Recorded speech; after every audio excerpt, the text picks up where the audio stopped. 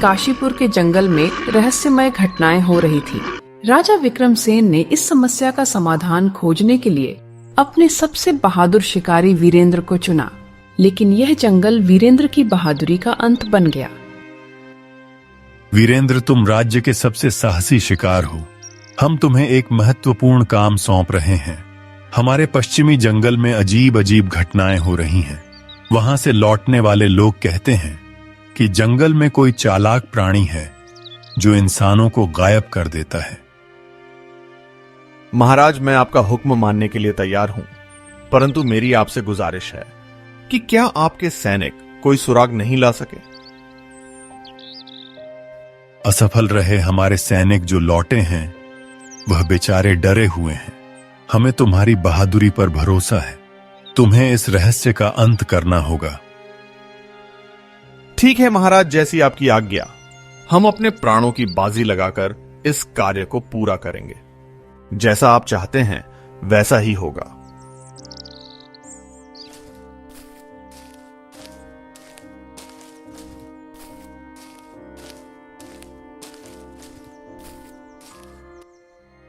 आज तुम्हें दरबार में इतनी देर क्यों हुई? क्या राजा ने कोई आदेश दिया? हाँ सुमति, मुझे राजा ने एक विशेष कार्य सौंपा है। पश्चिमी जंगल में जो रहस्यमय घटनाएं हो रही हैं, उनका पता लगाने के लिए मुझे जंगल जाना होगा। तुम जानते हो कि मैं गर्भवती हूँ। मुझे तुम्हारी जरूरत है और तुम्हें अब इस तरह खतरनाक जगहों पर नहीं जाना चाहिए। अब देखो सुमति, यह मेरा कर्तव्य है। राजा और राज्य का मुझ पर भरोसा है। मैं नहीं जाऊंगा तो कौन जाएगा भला? अगर तुम्हें कुछ हो गया तो हमारा बच्चा तुम्हें पिता के रूप में खो देगा। सुमति, मैं वादा करता हूं, मैं तेरे पास लौट के आऊंगा और देखना, हमारी संतान को मुझ पर गर्व होगा। ऐसे नहीं रोते सुमति, है ना? शांत हो जा।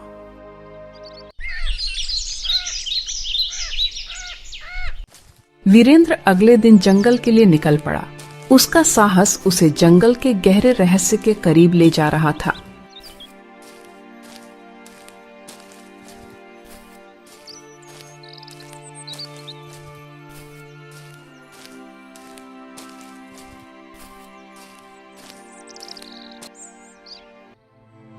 कौन हो तुम और यहां क्या कर रहे हो?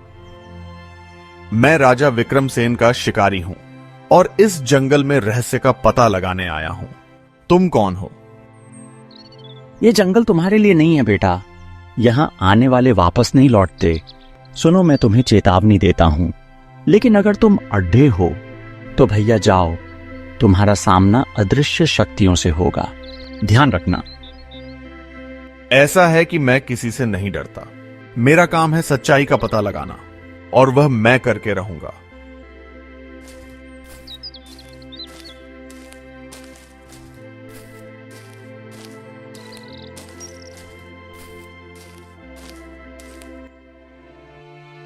कौन है जो मेरे जंगल में आया है? मैं राजा विक्रमसेन का सैनिक हूं और मैं तुम्हारी चालबाजियां का अंत करने के लिए आया हूं, समझे? तुम्हारा राजा भी कमजोर है और तुम भी। ये जंगल मेरा है, कोई मुझे नहीं रोक सकता। तुम मुझे नहीं जानती। मैं हूं वो शिकारी जिसका निशाना कभी खाली नहीं गया।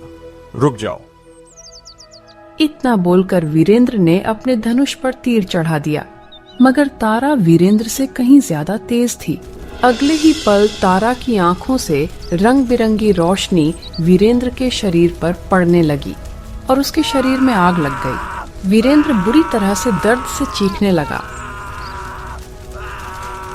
निशाना तो तुम जब लगाते जब तुम मेरे वार से बच पाते। तुम्हें उस मूर्ख राजा की बातों में नहीं आना चाहिए था। कुछ ही देर में वीरेंद्र जलकर राख हो गया और तारा वहां से गायब हो गई। जब वीरेंद्र कई दिनों तक वापस नहीं आया तो राजा विक्रम समझ गया कि वीरेंद्र अब संसार में नहीं रहा। राजा विक्रम गहरे दुख में डूब गया।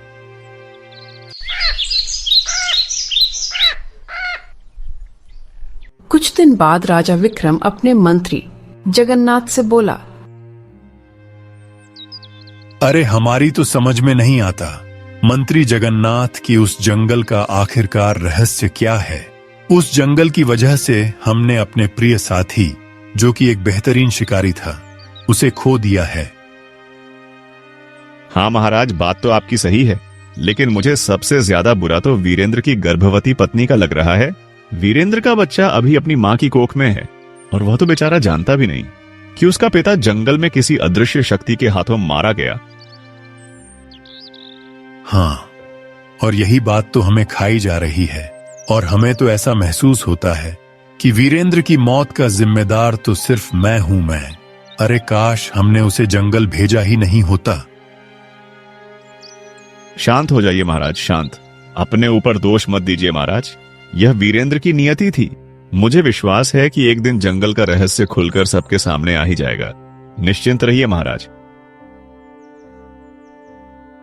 इतना बोलकर मंत्री जगन्नाथ राजा विक्रम के कक्ष से बाहर निकल गया। मंत्री जगन्नाथ के कक्ष से बाहर निकलते ही अचानक राजा विक्रम के कानों में किसी स्त्री की आवाज टकराई। वो आवाज किसी और की नहीं, बल्कि जादूगरनी तारा की थी। तेरा प्रिय साथी शिकारी तो अपने अंजाम तक पहुंच गया, अब तेरे अंजाम तक पहुंचने की बारी है। आवाज को सुनकर राजा विक्रम बुरी तरह से चौंक कर इधर उधर देखने लगा, मगर उसे कोई भी दिखाई नहीं दिया। कौन हो तुम? अगर हिम्मत है तो हमारे सामने आओ। कौन हो तुम? मूर्ख राजा चालाक और शातिर खिलाड़ी के कभी सामने नहीं आते। अगले ही पल राजा विक्रम के शरीर में आग लग गई और वह बुरी तरह से चीखने लगा। कुछ ही देर में राजा विक्रम जलकर राख हो गया। राजा विक्रम की मौत से उसकी पत्नी यशोदा अंदर तक टूट गई।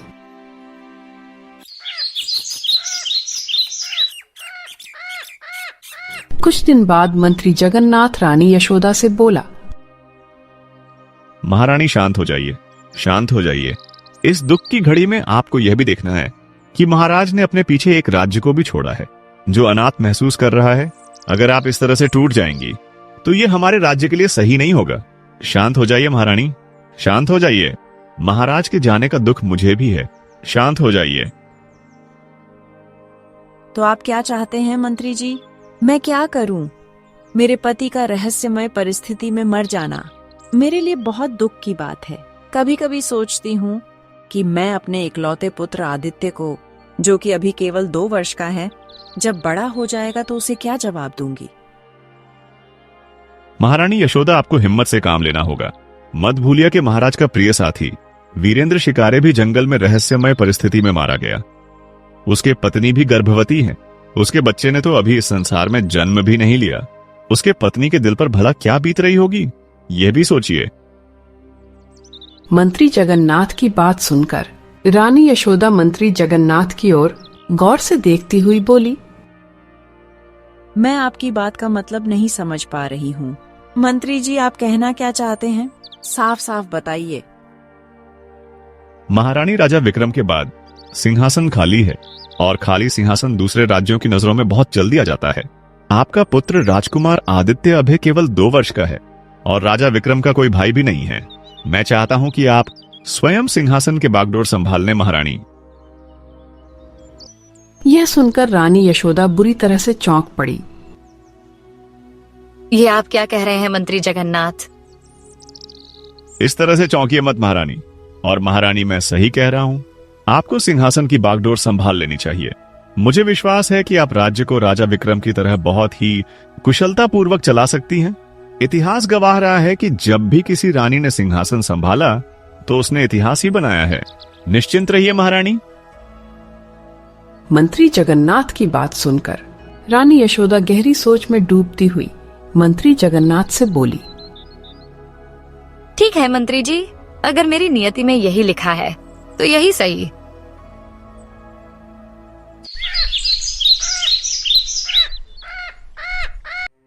उस दिन के बाद से रानी यशोदा ने सिंहासन की बागडोर संभाल ली।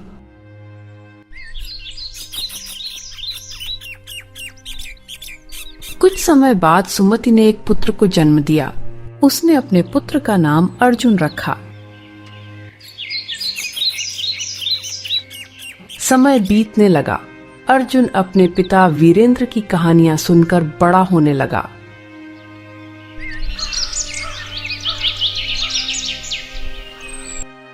दस वर्ष की आयु में अर्जुन ने अपनी माँ से अपने पिता के बारे में पहला सवाल किया। माँ, सब कहते हैं कि मेरे पिता बहुत बहादुर थे, लेकिन वह है कहाँ? वह कभी वापस क्यों नहीं आए? तुम्हारे पिता वीरेंद्र इस राज्य के सबसे बहादुर शिकारी थे। राजा विक्रम ने उन्हें जंगल की रहस्यमय घटनाओं का पता लगाने भेजा था, लेकिन वह कभी लौट कर नहीं आए। जंगल, क्या हुआ वहाँ माँ? मैं नहीं जानती। इस जंगल ने तुम्हारे पिता को मुझसे छीन लिया।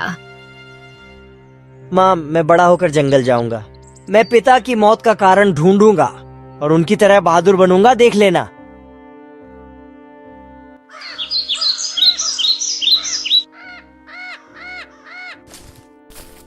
अर्जुन अपने पिता की बहादुरी को आदर्श मानकर बड़ा होने लगा। 18 वर्ष की आयु में वह एक साहसी और कुशल योद्धा बन चुका था। उसने ठान लिया था कि वह जंगल जाएगा और अपने पिता की मौत का रहस्य सुलझाएगा।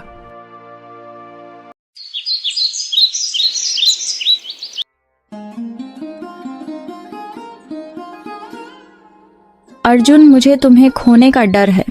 तुम्हारे पिता की तरह तुम मेरी पूरी दुनिया हो। माँ, मैं वादा करता हूँ कि मैं तुम्हारे पास लौटूंगा और पिता के नाम को फिर से जीवित करूंगा। निश्चिंत रहो माँ।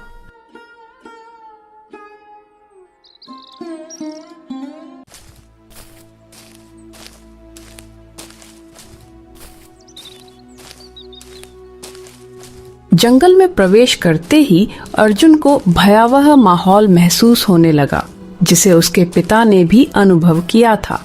लेकिन अर्जुन के इरादे मजबूत थे।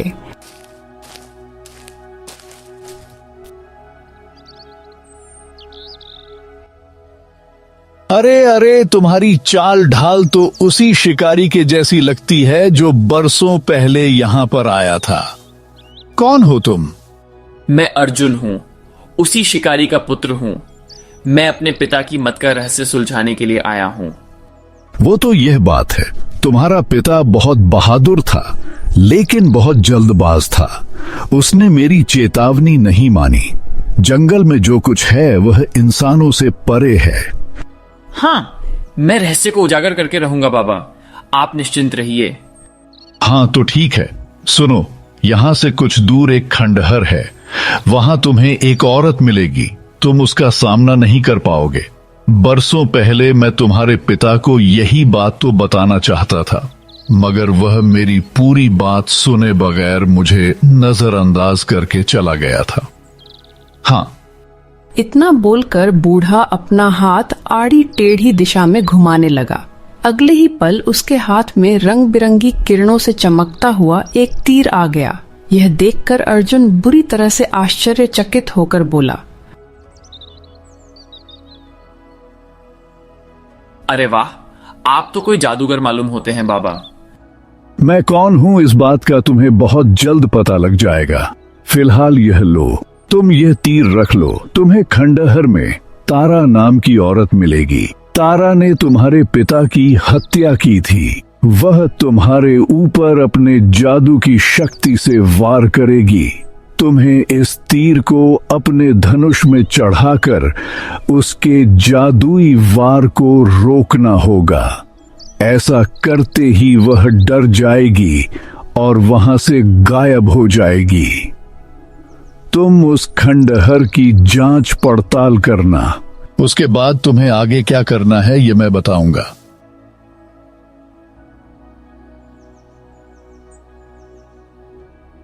इतना कहकर वो बूढ़ा व्यक्ति वहां से गायब हो गया।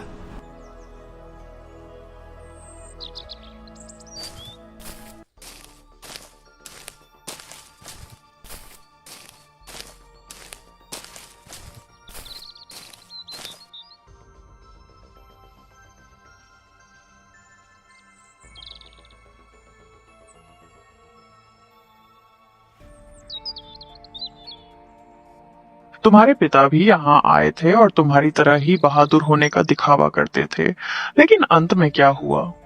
तारा, मुझे पता है कि तुमने मेरे पिता को मारा है। अब तुम्हारा अंत करने का समय आ गया है।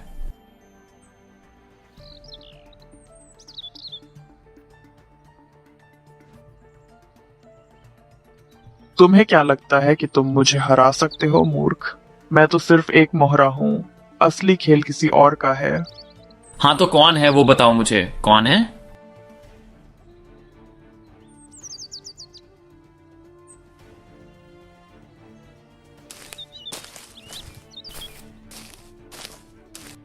अर्जुन उस खंडहर के बाहर आ गया।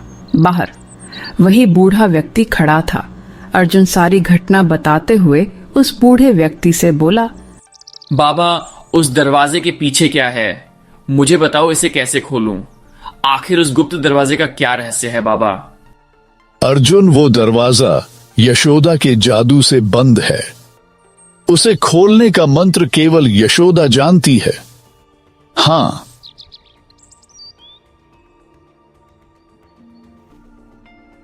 यह सुनकर अर्जुन बुरी तरह से चौंक पड़ा। ये क्या कह रहे हैं आप? वह तो महाराज विक्रम की पत्नी है।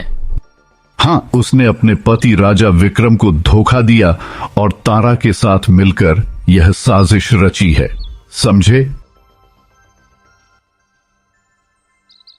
क्या है? आखिर तारा का और महाराज विक्रम की पत्नी यशोदा का संबंध क्या है? बूढ़ा व्यक्ति बहुत ही रहस्यमय अंदाज में अर्जुन की ओर देखकर बोला, तारा और यशोदा दोनों सगी बहनें हैं, मगर इस बात को राजा विक्रम नहीं जानता था।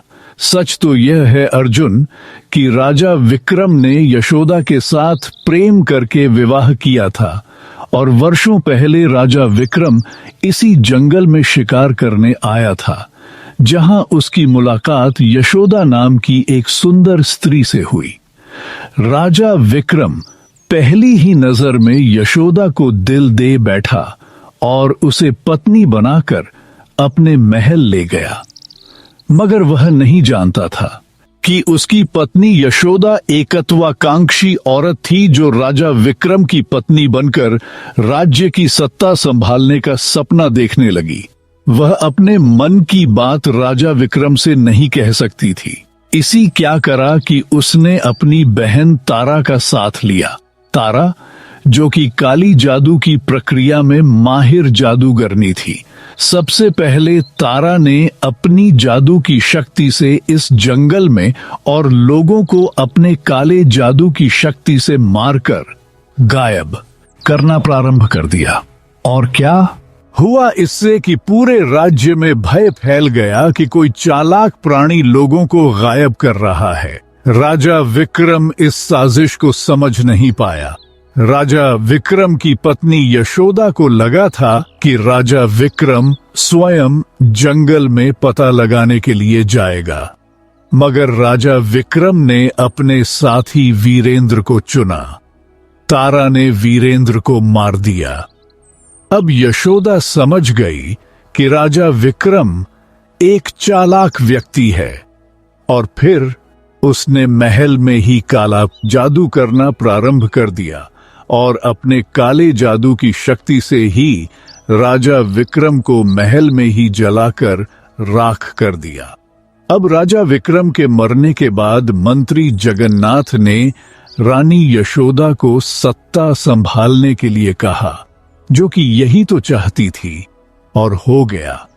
अर्जुन, सच तो ये है कि यशोदा और तारा दोनों ही माहिर जादूगरनियां हैं और वह दोनों डायने हैं, और मुझे विश्वास है कि सत्ता के लालच में यशोदा अपने पुत्र राजकुमार आदित्य को भी जीवित नहीं छोड़ेगी, क्योंकि डायने अक्सर अपने पुत्र को भी खा जाया करती है। और यह कौन है? डायन ही तो है। डायन? ओह, ये बात है। लेकिन एक बात मेरी समझ में नहीं आई। बाबा, आप इन सब के बारे में इतना सब कुछ कैसे जानते हैं? अर्जुन ने इतना कहा ही था कि तभी रंग बिरंगी किरणों के साथ वह बूढ़ा एक सुंदरी जो बख्मी में परिवर्तित हो गया। हाँ, आप कौन हैं? मैं इस जंगल में रहने वाला जंगल का देवता हूँ। तुम मुझे वन रक्षक भी कह सकते हो। अब देर मत करो, तुम्हें मेरा रहस्य पता लग गया है। आओ आओ मेरे साथ।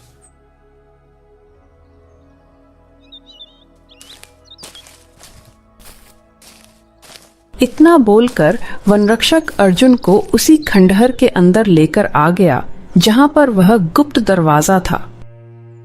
वन रक्षक अर्जुन की ओर देखकर बोला, इस दरवाजे के पार राजा विक्रम का महल है, जो तारा और यशोदा ने अपनी जादुई शक्तियों से बनाया था, ताकि वह दोनों आसानी से महल में आ जा सके। मैं इस दरवाजे को खोल देता हूं। जैसे ही मैं यह दरवाजा खोलूंगा, तुम इस दरवाजे के अंदर चले जाना। तुम सीधे यशोदा के कमरे में प्रवेश करोगे, जहां पर तुम्हें तारा भी मिलेगी।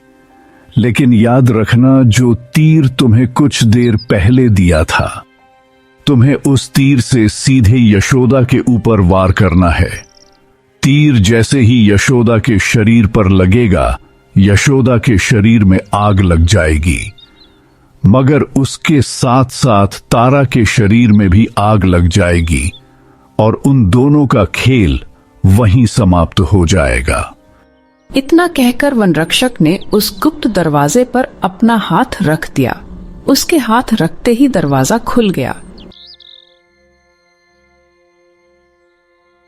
जाओ, इसके अंदर प्रवेश कर जाओ। जाओ।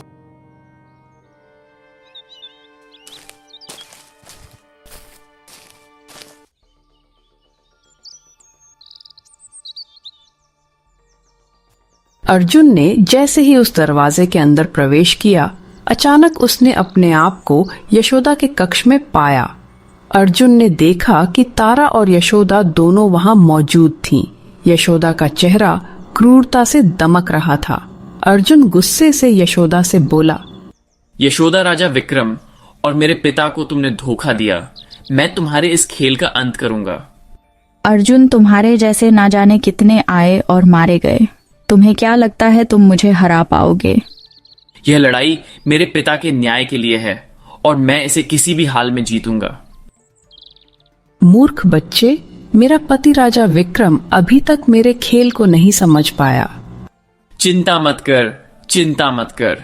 तुझे मारने के बाद तेरी सच्चाई सारे राज्य के सामने आ जाएगी। यह सब तो जब होगा जब तू जीवित बचेगा। तेरा पिता भी एक माहिर शिकारी था, वह मेरे वार से नहीं बच पाया। तुझे क्या लगता है कि खंडहर में तूने कुछ देर के लिए मुझे मात क्या दे दी, तो तू मुझे हरा देगा? तारा ने इतना कहा ही था कि तभी अर्जुन ने वन रक्षक का दिया हुआ तीर अपने धनुष पर चढ़ा दिया और सीधा पर यशोदा के शरीर पर कर दिया। तीर यशोदा के शरीर से स्पर्श होते ही यशोदा के शरीर में आग लग गई। तारा की आंखों में भय झलक लगा था। अगले ही पल तारा के शरीर में भी आग लग गई। कुछ ही देर में वह दोनों जलकर राख हो गई। उन दोनों के राख होते ही राजकुमार आदित्य और मंत्री जगन्नाथ वहां आ पहुंचे। अर्जुन उनसे कुछ कहने ही वाला था कि तभी मंत्री जगन्नाथ अर्जुन से बोले, कुछ भी कहने की जरूरत नहीं है अर्जुन। मैं तुम्हें जानता हूँ। तुम वीरेंद्र शिकारी के पुत्र हो। कुछ देर पहले क्या हुआ था, मैंने और राजकुमार आदित्य ने अपनी आंखों से सब देख लिया है। मुझे अभी भी विश्वास नहीं हो रहा कि मेरी माँ ने ही मेरे पिता की हत्या की थी। अर्जुन मंत्री जगन्नाथ और राजकुमार आदित्य को सारी घटना बताते बोला, तारा और यशोदा जादूगरनियां थीं। वह दोनों डायने थीं। इतना बोलकर अर्जुन आदित्य से बोला, आदित्य, मुझे विश्वास है कि अगर तुम्हारी माँ जीवित होती तो वह तुम्हें कभी इस राज्य का राजा बनने नहीं देती, और अगर तुम कभी इस राज्य का आईडी राज्य का राजा बनने की उनसे बात करते तो वह तुम्हें भी अपने जादू की शक्ति से तुम्हारे पिता की तरह मार देती। अर्जुन की बात सुनकर राजकुमार आदित्य ने अपनी गर्दन नीचे कर ली क्योंकि वह जानता था कि अर्जुन का एक एक शब्द सच्चा है। अर्जुन विजय मुस्कान लेकर अपने घर लौट आया।